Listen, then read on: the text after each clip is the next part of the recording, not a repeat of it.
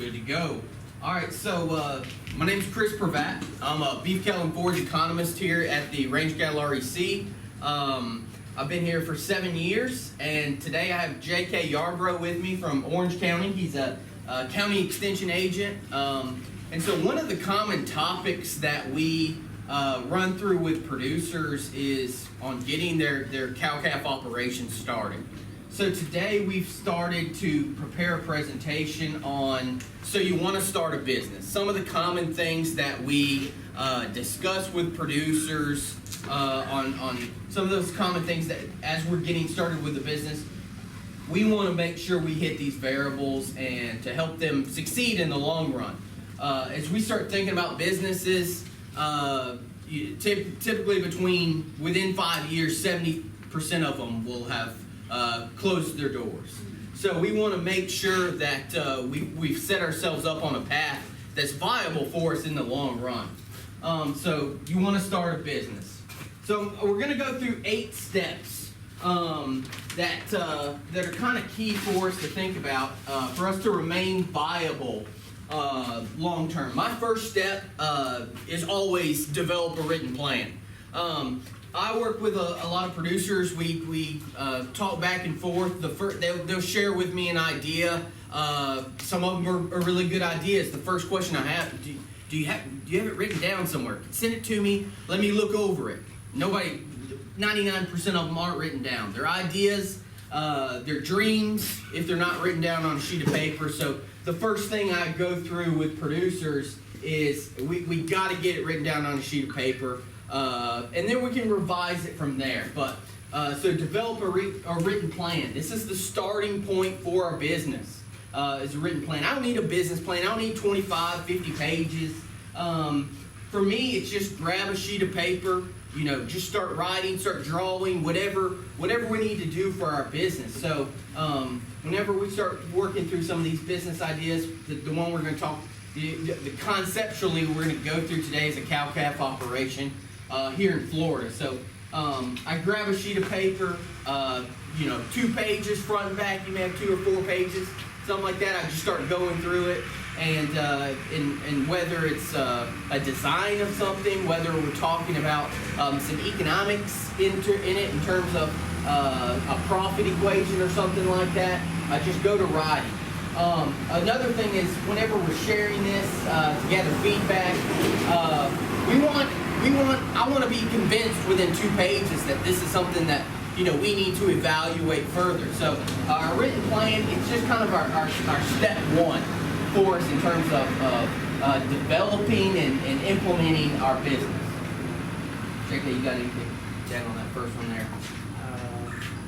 Not necessarily. Just make sure you have something written down. Because if you just have it in your brain, I don't know about y'all, but I forget stuff all the time. I forgot what I had for breakfast this morning. So make sure you want to write it down. It helps you remember a lot easier. At least for me, it does. Yeah.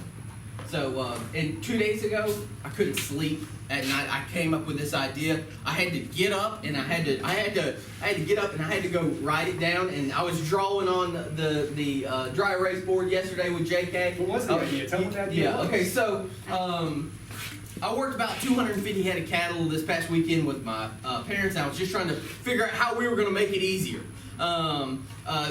With 3 of us, we didn't have any hired help with us, just working a bunch of feeder calves that were running, and we were like, how can we make this easier for 3 people? So I was redesigning some facilities, just trying to be able to make it where anytime we're doing an additional fly control application, if we're just weighing or sorting, how can we do it easier?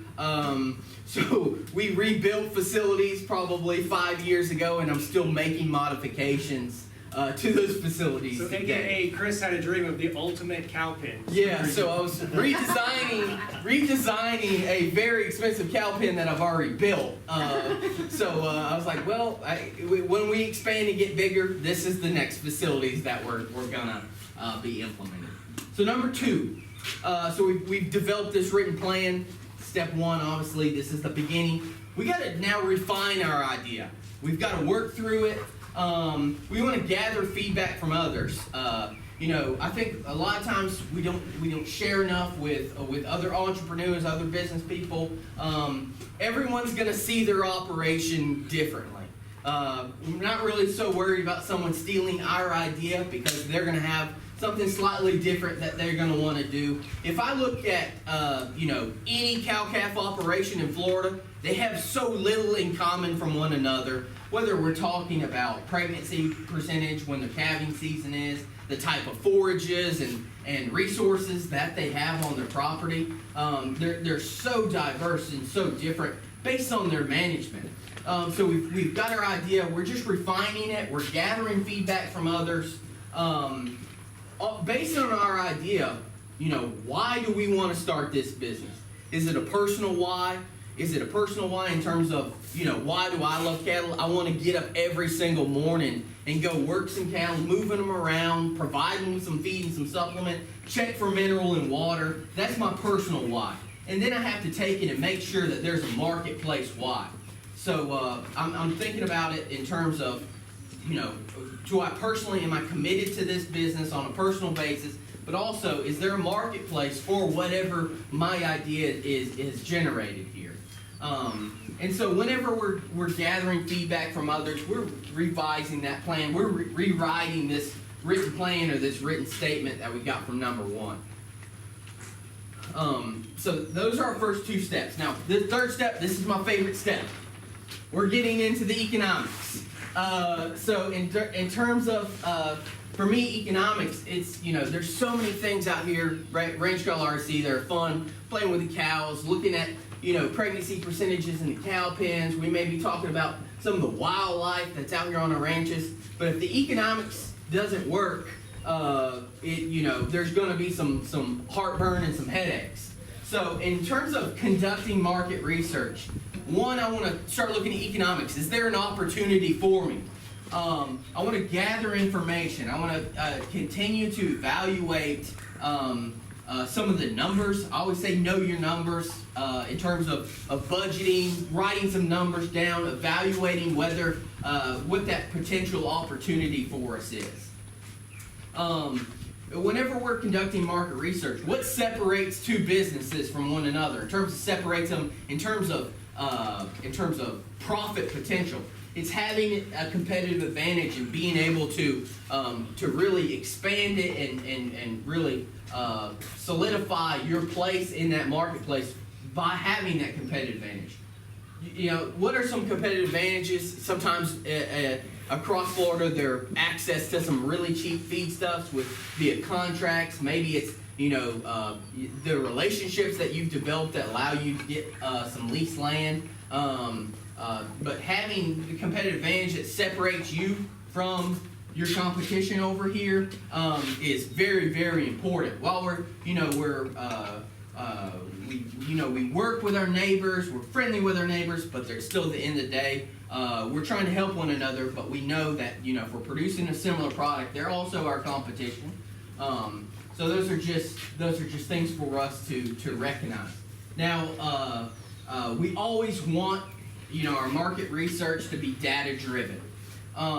So here, this is just something in terms of economics that I'm always looking at in terms of the cycle. We talk about buy low, sell high, but how many of our operations really get in at low points and more sell out at the higher points? This is this is what Warren Buffett, one of the wealthiest individuals in the world, is known for, is getting in at some of those lower points and getting out at these higher points.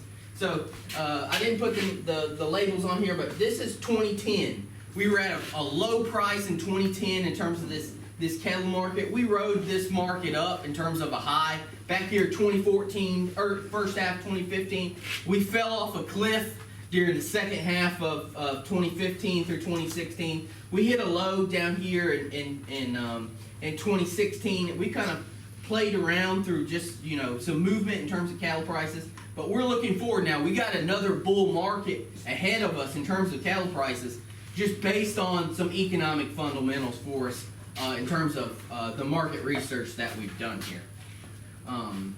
Anything you want to add there, JK? Yeah. Know your numbers. This is profit equation. It's really easy to spend money. Making money is the key here. We got to make sure we've got those inflows. We got to have cash flow. We got to have liquidity to pay those bills. knowing our numbers and knowing this profit equation is going to be absolutely critical for us.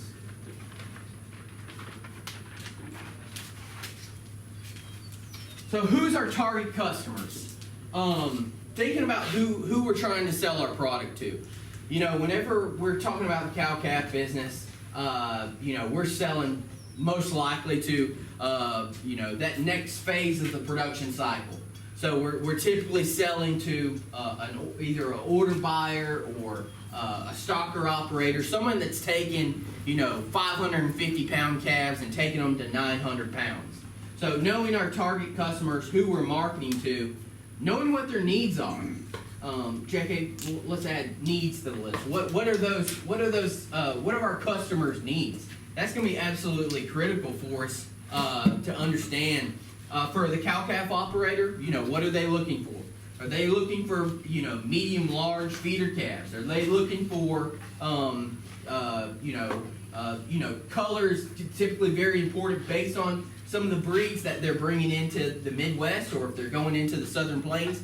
Southern Plains cattle, they're probably looking for a little bit more Brahman influence that we typically have here in South Florida. If we get into the southern, more northern plains and Midwest they're probably don't want as much Brahman influence, secondly during the second half of the year. So knowing this target customer is absolutely critical for us, who we're marketing to. And you know, we also produce other products as well in terms of just on our cow-calf operation. 25% of our revenue typically comes from cull cows. So it's very important for us to also think about you know, the other products that we're producing on our farm and ranch as well. So those are my thoughts on identifying that target customer and then meeting their needs. We want to make sure that, you know, we're providing them with a product that meets their long-term needs of their business. It's not always about what we want. We got to be able to provide value to them throughout the supply chain. Number 5, identifying funding. We have all these great ideas, but we got to have capital in order to implement this business. So we've got to identify our funding. I always say don't quit our day job. You know, some people that I work with will want to, you know, quit one job to start this new business idea. But we've got to have that capital. We've got to have the cash flow in order to start this new business. So in terms of identifying that funding, you know, we want to continue to be able to pay these bills. We want to continue to not have financial stress on us. So we're probably going to have to start our new business while we're still, you know, working our day job. And on identifying funding, the first question, how much do we need? So identifying how much capital that we're going to need. It's, you know, the capital and the cash that we need to start our business. You know, it may have to be a longer term strategy for us here. We may have to look at a 5 or 7 year loan on through some of our farm credit agencies for us to really get this business off the ground. In terms of you know, credit's so important. I just threw that in there in terms of, you know, maintaining credit, having the opportunity to borrow some additional money to raise some capital for us is absolutely critical. The two options is always borrow the capital, or we can raise it through, you know, potentially selling these a portion of our business or a portion of our investment to someone else. So having the cash, having that cash flow is absolutely critical for us to identify the funding to start our business. That's good. Yep. So that's where we are in our first 5. These next 2 are pretty basic, but they're absolutely critical. You know, as we talk about cow-calf operations in Florida, location is everything. There's different forages throughout Florida that are the forage base is so different from the operations that I work on in North Florida that you know, still they have the hay grass, but their growth season is different. Different hay needs in North Florida, but they grow a lot of winter annuals, a lot of legume crops, higher quality forages. Don't have the same season in terms of forage growth, but you know, understanding where we want our ranch, is absolutely critical whenever we think about starting a cow-calf operation. So we've got our business location, and it's going to play heavily on our success. The soil considerations, so thinking about soil, thinking about different forages, that are on the sites, and then also in terms of there might be some legal considerations that we have to make as well. So deciding where we want to implement our business, where we're going to, and where we're going to locate this business is going to play heavily on this long-term success. For considerations there, let's add forages. For me, forages, the two most, favorite forages or most critical forages to my operation are crabgrass and annual ryegrass, and just in terms of putting on that additional weight gain. So, forages, just absolutely critical for me. Some legal considerations is another one I'd add. Legal considerations, taxes. In Florida, it may be, deciding, there may be some additional restrictions with BMPs in a water management district that we have to think about long term. And then the other one is definitely going to be some potential soil. We talked about soil carbon yesterday, getting into a whole nother range of things here, but that's going to be absolutely critical for us to think about long term. So that's where we got on business location. One of my favorite legal things to think about is sometimes people will sell you land surrounded by someone else's land with no way for you to get to it. Yeah. You could buy 1,000 of acres, but if you can't get to it, what are you going to do? Definitely a legal issue. Definitely a legal issue that comes up actually quite often.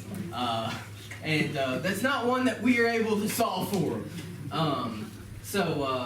In terms of the business location, identifying where we want this ranch to grow, what kind of forages, what kind of legal situations are there, and the potential soil. What about rainfall? There's definitely, if we start looking outside the state of Florida right now, obviously there's serious drought considerations that we're having to think about in the northern plains, in the west, out there in Nevada, Arizona, New Mexico. Serious drought situations there. So, rainfall is a big one. There's also weather extremes in terms of potential for hurricanes here in Florida that may be a little higher than other states. So, just considerations for us in terms of business location. Now, business name. The business name, some people take a really long time thinking about their business name. It's your brand. If you're selling, if we're talking about selling these feeder calves to, the next phase of the production cycle, your brand is going to stick with you as you sell feeder calves from year to year. So knowing your brand, I put your spirit in here, and just because, if this is your passion, that's something that you're definitely going to think about and involve as you plan your business name. A big factor, is it already taken? Is it already being used? JK added in there, did you speak up too late to grab that name? So, it's just a consideration as you start looking to potentially trademark or market some of your products. Think about our chocolate milk here today with Dakin Dairy. Definitely have brand spirit in their business name, and definitely have a trademark. So, just key consideration there for us on business name. Okay, so our last one. Now, while we're looking to get into this business, we also want to have a way out, just in case our passion changes, whether our labor situation changes. For the amount that we have invested in agriculture, just looking at it from an economic perspective, family farms can be very difficult because they have to continue on to the next generation.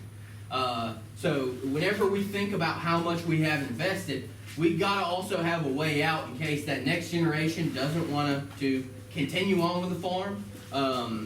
I do some work in the in the Southern Plains, really in Oklahoma, Kansas.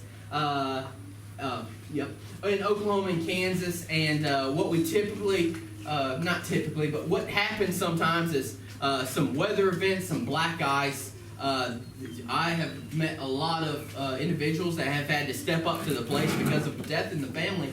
And, without that additional labor, without that structure in place, someone new is going to take over. Having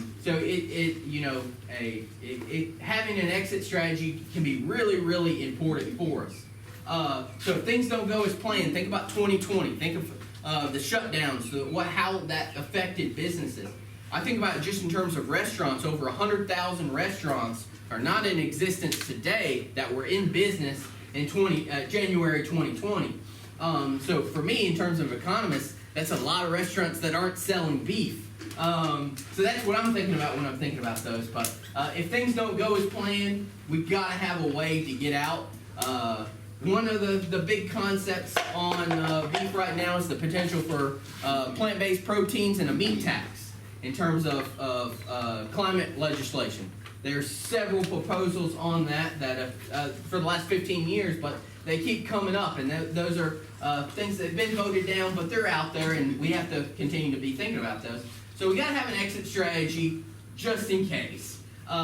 Whenever we get into a cow-calf operation, obviously it's a long-term investment. So we have to think about, we're committed to this long-term investment, but we also got to have liquidity, so we have some cash flow in case we need to begin to liquidate our operation. It's not something that typically is talked about or focused on, but it's something I like to work with producers on to make sure that they have a way out. Because at the end of the day, this is an investment. If we looked at selling any other stock or cryptocurrency or whatever we're looking at marketing, we're looking also at potentially how that investment performed in our portfolio. So with that, that's kind of just wrapping up the 8 things I'm thinking about as we're starting businesses on cow-calf operations in Florida. With that, I hope you all have a 3 great minutes. day. We got 3 minutes. Questions? If we have any questions, comments, business ideas. Yeah. Does anybody already have a business idea? Any businesses that y'all have ever thought about starting?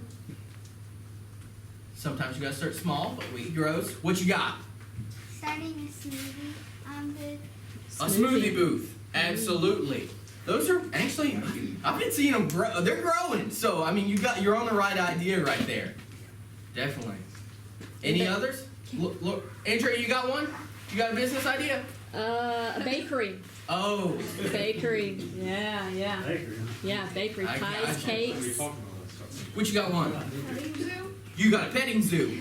I tell you what, my wife will come to your petting zoo because she's a veterinarian, and we go to just about every petting zoo that we can find. So that's awesome. What you got? A goat farm. A goat farm. And add in some goat yoga with that, and that's what you got. That's you. Yeah.